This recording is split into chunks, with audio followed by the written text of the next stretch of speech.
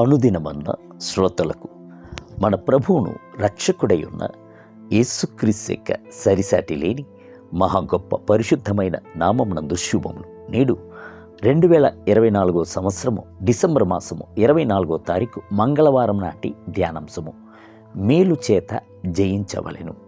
రోమిలకు రాసిన పత్రిక 12వ అధ్యాయము 21వ వచనం నందు కీడు వలన జయింపబడక మేలు చేత కీడును జయించుము. మేలే ఎల్లప్పుడూ జయించును, సత్యమే ఎల్లప్పుడూ జయమును పొందును, వాస్తవమే ఎల్లప్పుడూ నిలిచియుండును, కీడును అబద్ధమును పరాజయమునే పొందును. ఒక మనుషుడు తన జీవిత దినములు ఎందంతటను పాపముతోనూ కీడుతోనూ లోకముతోనూ సాతానుతోనూ పోరాడవలసినదై ఉన్నది.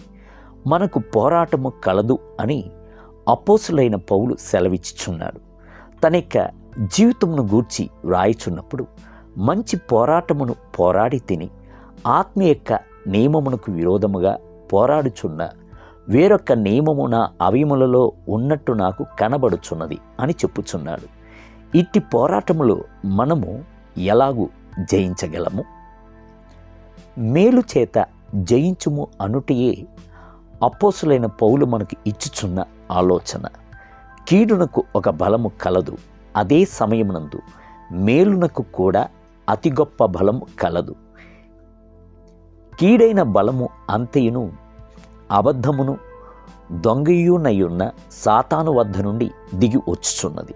అయితే మేలుకరమైన ప్రతి ఈవియు సంపూర్ణమైన ప్రతి వరమును పరసంబంధమైనదే జ్యోతిర్మయుడగు తండ్రి యొద్ద నుండి దిగి వచ్చుచున్నది.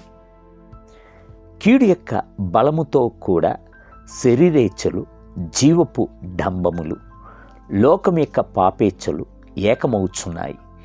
ఇవి అన్నియును క్రీస్తు యొక్క మార్గంలో నుండి మనలను మరలుగొలిపి క్షణికమైన సుఖములను చూపించి చివరకు పాతాళము తట్టునకు త్రోవ నడిపించుచున్నది. అందుచేత దేవుని యొక్క బిడ్డలు ఎల్లప్పుడూ కీడును ద్వేషించి మేలును చేయుటకు నేర్చుకొనవలెను. కీడును కీడు చేత జయించలేము. యేసుక్రీస్తు చెప్పిన మాటలను తలంచి చూడుడి. మీ శత్రువులను ప్రేమించుడి, మిమ్ములను ద్వేషించు వారికి మేలును చేయుడి, మిమ్ములను శపించు వారిని ఆశీర్వదించుడి, ఒక చంప మీద కొట్టిన వారికి మరొక చంపను త్రిప్పి చూపించుడి అని చెప్పాను. అవును, మనము అలాగూ చేయుచున్నప్పుడే కీడును మేలు చేయుట చేత జయించగలము. యేసు భూమి మీద ఉన్నప్పుడు ఆయనకు విరోధముగా కీడైన శక్తులు పోరాడెను.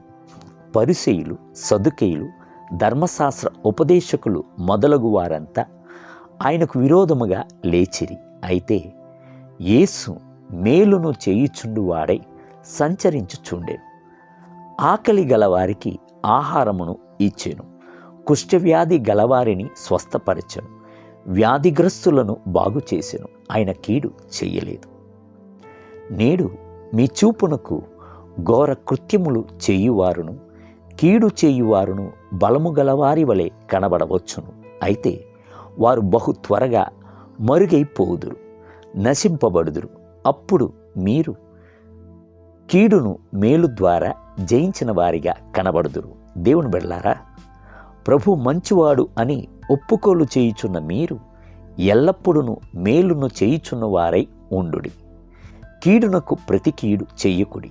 అప్పుడు మీకు విరోధముగా పర్వతం వలె ఉన్న కీడులు అన్నీయును మంచు వలె కరిగి తొలగిపోవును. నేటి ధ్యానమునకై ఏవి సత్యమైనవో, ఏవి మాన్యమైనవో, ఏవి న్యాయమైనవో, ఏవి పవిత్రమైనవో, ఏవి రమ్యమైనవో, ఏవి ఖ్యాతి గలవో వాటి మీదనే ధ్యానముంచుకొనుడి. ఫిలిప్పీయులకు రాసిన పత్రిక 4వ అధ్యాయము 8వ వచనం. నేటి వేద పట్టణము ఉదయము హబక్కూకు గ్రంథము 1, 2 మరియు 3 అధ్యాయములు, సాయంత్రము ప్రకటన గ్రంథము 15వ అధ్యాయము. ప్రభు మిమ్ములను దీవించునుగాక. ఆమేన్ గాక.